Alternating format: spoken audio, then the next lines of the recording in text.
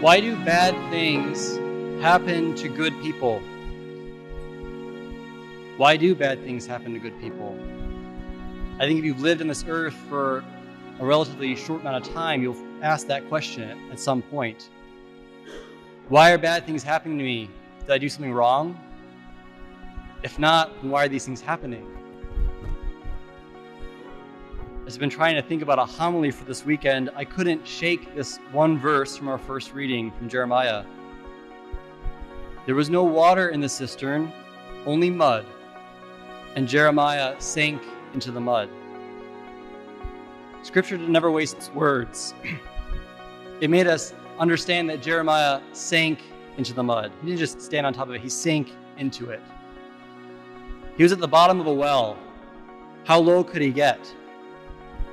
He could look at the light above, mocking him. He's stuck there, going to starve to death.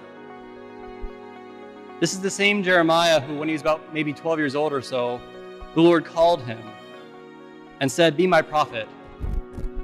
And Jeremiah said, "No thanks, I'm too young, I can't speak." And God said, "Before you were in the womb, I knew you. I dedicated you a prophet to the nations. Say not, I'm too young. To whomever I send you, you will go, and I will give you my words to put in your mouth." So Jeremiah humbly acquiesced. He went along with this prophecy, and he was a prophet for a long time, and his message was hated. No one wanted to hear him. He was beaten, he was put in prison, he was spat upon, he was kicked out of the temple. Up until a reading today, kind of the climax. They're going to put Jeremiah to death by lowering him by ropes into a cistern and leave him there to die. All the while outside in Jerusalem, armies are surrounding, besieging Jerusalem. Everything's coming to a close. And Jeremiah's message was that Jerusalem will be destroyed. That's why he wasn't well liked. We have to put ourselves in Jeremiah's shoes, because the reading doesn't tell us what he was thinking. But I think we know. Jeremiah was thinking, "What the heck, God? You told me when you first called me, you'd be with me, you would protect me, that no one would have power over me, that my word would produce its effect. Then why am I here down in this cistern, this well, to die? Why am I sinking into the mud?"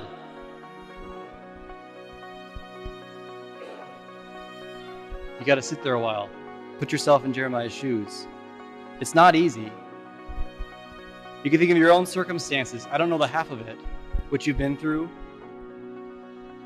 In my short 25 years of life, I've had my own experiences of trying to do the Lord's will and being beat up for it.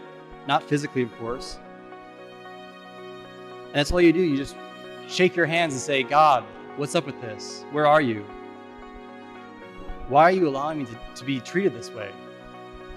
I thought you'd have my back." Well, we know the end of the story.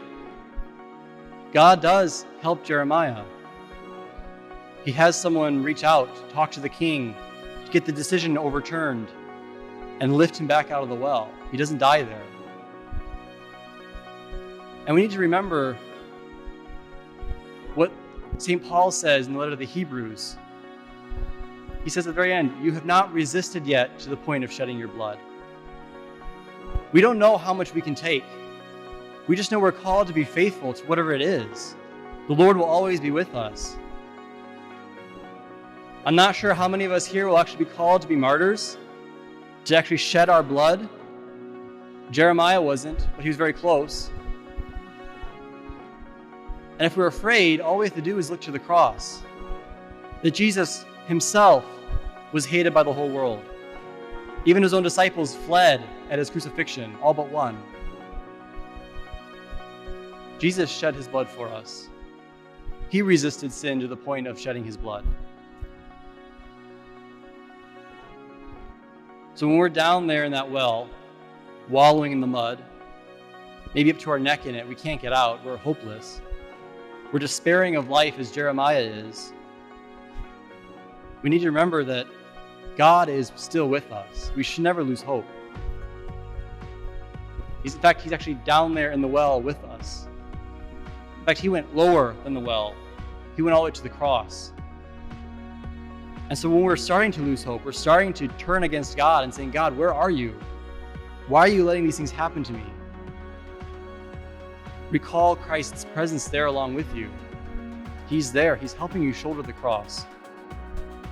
And he's saying, I know what it is to be there. I went down to the dead. I descended into hell. But I rose again.